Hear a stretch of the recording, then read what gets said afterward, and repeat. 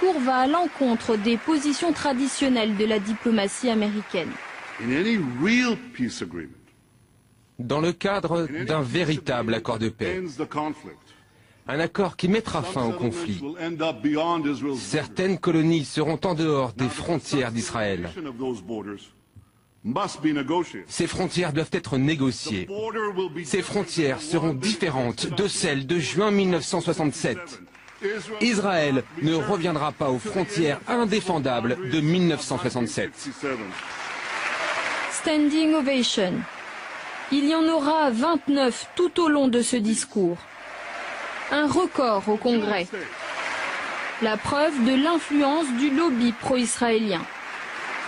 Dans un pays où les campagnes électorales coûtent cher, aucun politicien américain ne peut faire l'économie du soutien financier de l'AIPAC.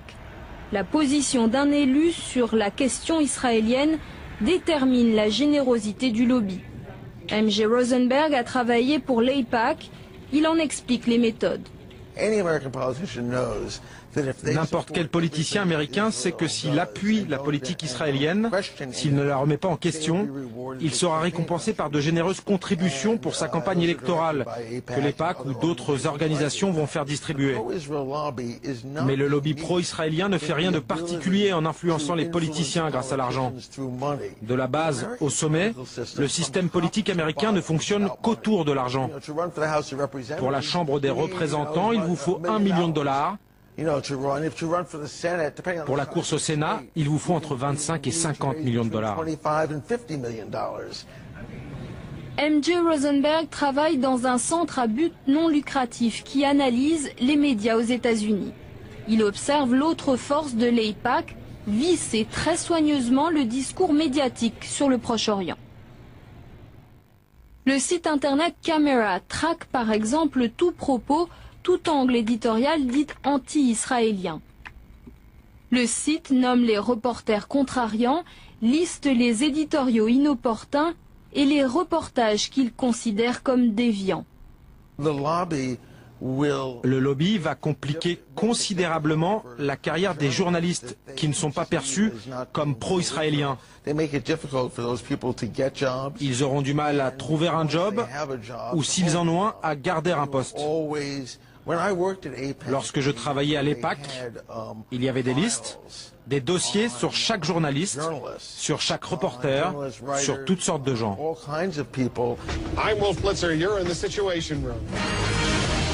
Mais on n'est jamais mieux servi que par soi-même. À CNN, le présentateur vedette Wolf Blitzer décroche régulièrement des exclusivités sur Israël. Son réseau de contacts est exceptionnel. Il faut dire que ce journaliste a priori neutre est un ancien membre de l'AIPAC.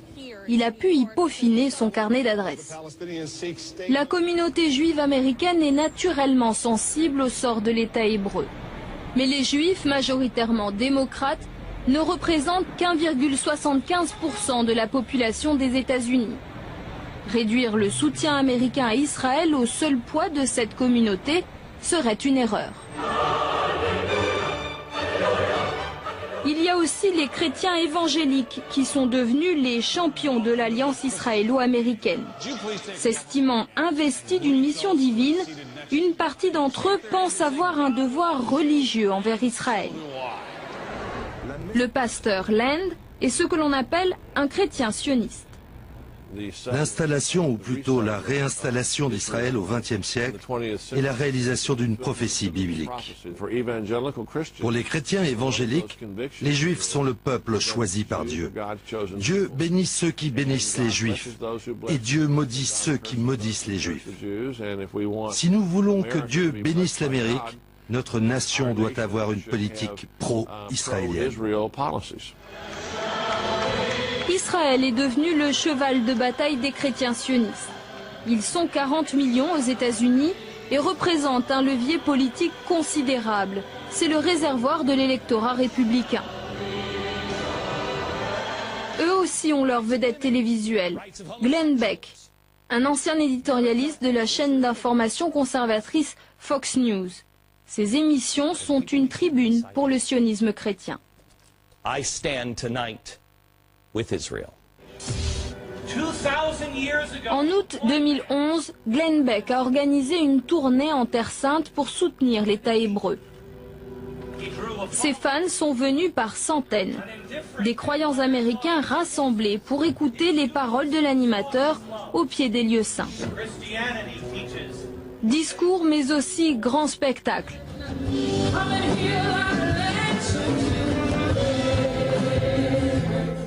L'événement est diffusé dans le monde entier. La vedette la plus applaudie, celle qui émeut le public, est le pasteur Hagui. Il est le fondateur du mouvement sioniste chrétien américain et il sait trouver les mots pour toucher son auditoire. Aujourd'hui, dans le monde libre, notre plus grande gloire, c'est de dire « Je suis un Israélien ».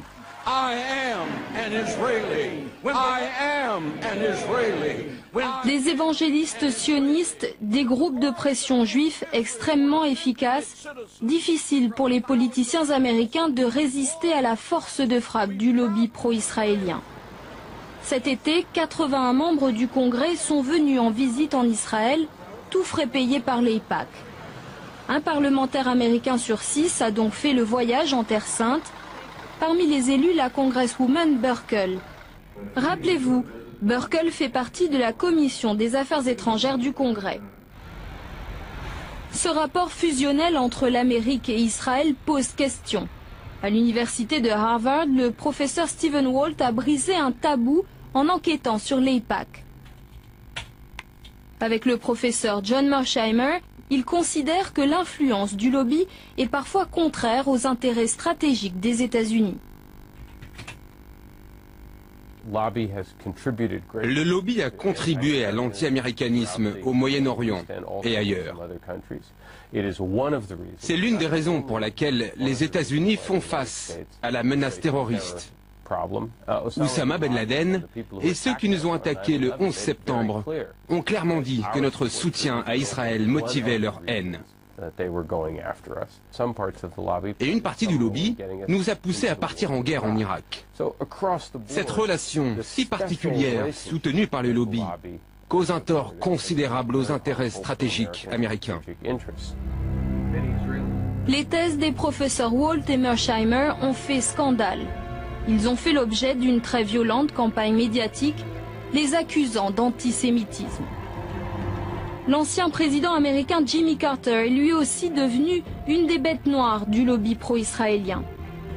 Carter a pourtant négocié les accords de Camp David en 1978 qui ont scellé la paix entre Israël et l'Égypte. Ces efforts ont d'ailleurs été couronnés par un prix Nobel de la paix. Mais la publication de son livre intitulé « Palestine, la paix, pas l'apartheid » lui a attiré les foudres des partisans d'Israël. Oser critiquer la politique de l'État hébreu, c'est s'exposer à la vindicte du lobby. Il n'y a pas de débat ou de discussion. Les gens sont intimidés. Ils ne peuvent pas parler franchement ou même étudier cette question. J'ai été invité à parler dans les plus prestigieuses universités qui comptent de nombreux étudiants juifs. On m'a interdit d'y aller pour faire des conférences. La pression est énorme.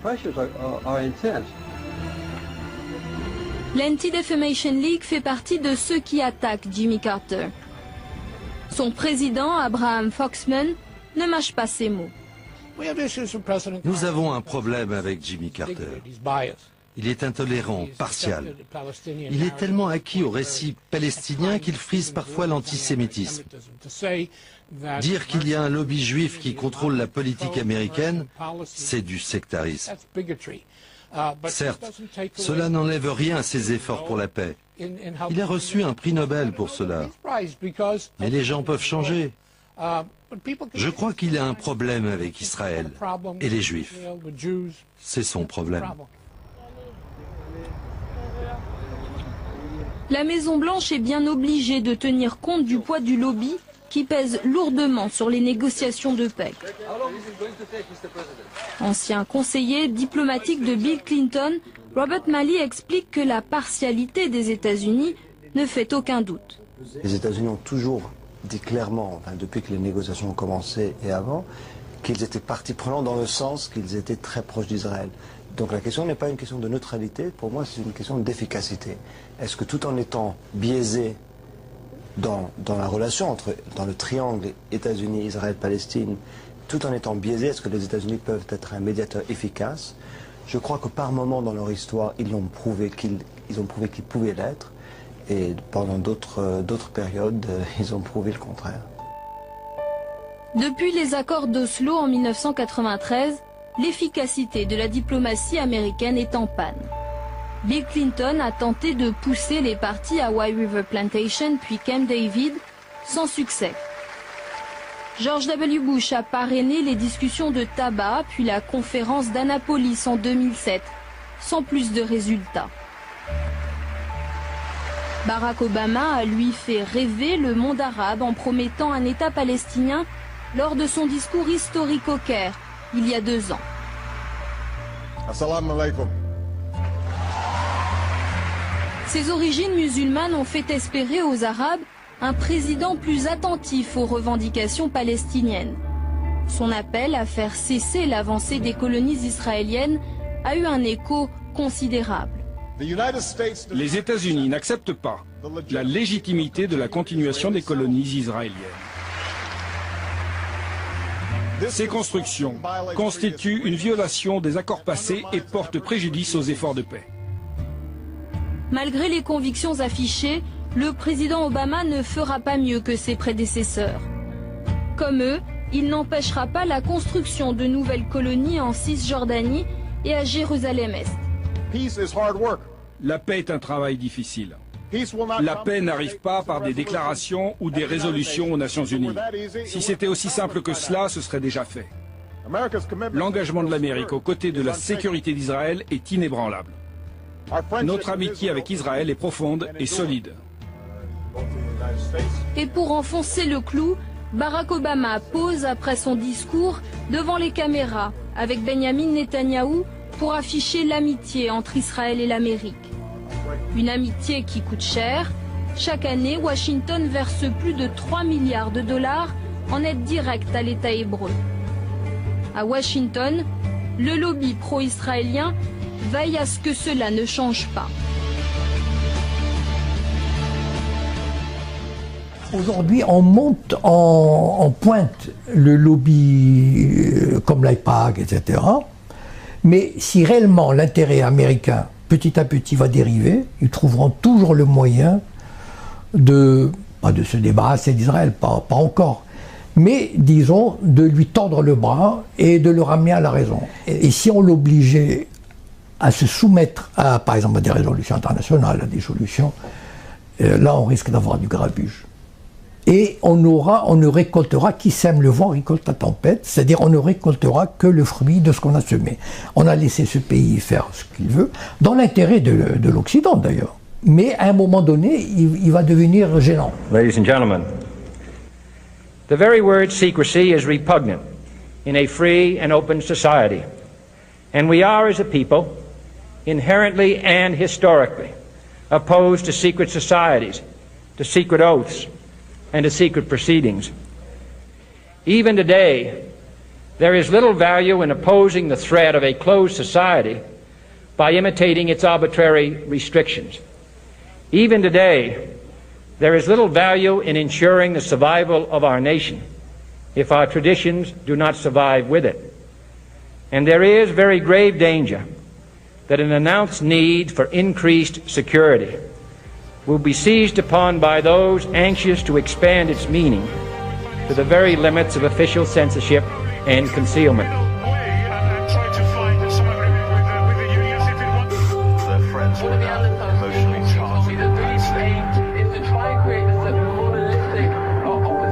To meet ever shorter deadlines known as beat the clock.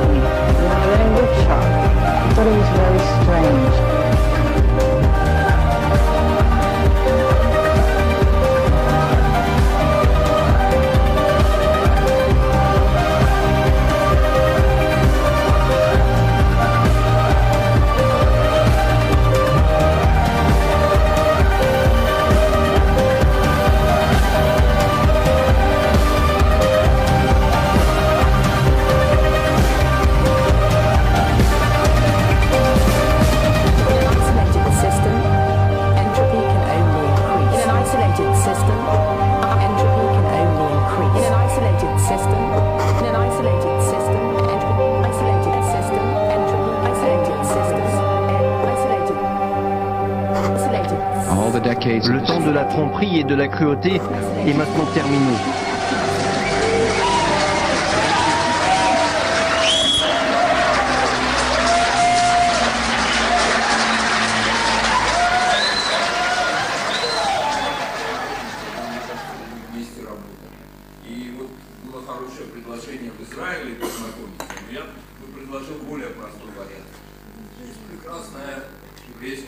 Я всю ночь его смотрел. Это потрясающе. И может быть сделать маленькие сюжеты по 3 минуты о каждой общине. И это будет как раз знакомство с друг другом гораздо проще и эффективнее. 3 минуты рассказ об общине, потому что есть уникальные общины. Вот Кипр, вот Албания, Сан-Марино. Это потрясающе. Я думаю, что это очень хорошая идея, давайте это сделаем.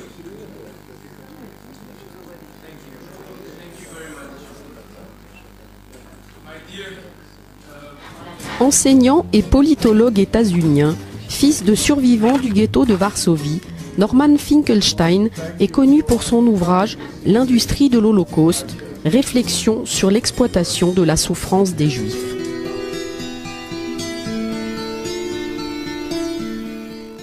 Go ahead. Hi. During your speech, you made a lot of references to Jewish people as well as certain people in your audience, not Jewish people in general, but certain people, especially in your audience, to Nazis.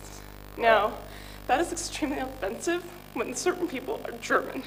And they're also extremely offensive to people who've actually suffered under Nazi rule. I don't respect that anymore. I really don't. I don't like and I don't respect the crocodile tears to the crocodile tears. No. I'm sorry, folks. Allow me to finish and allow me to finish. Listen, sir. Allow me to finish. Allow me to finish. Sir. I don't like to play before an audience the Holocaust card.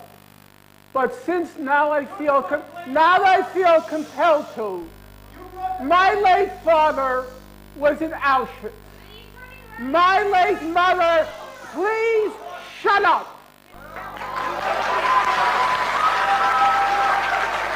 My late father was in Auschwitz. My late mother was in Majdanek concentration camp. Every single member of my family on my father's side,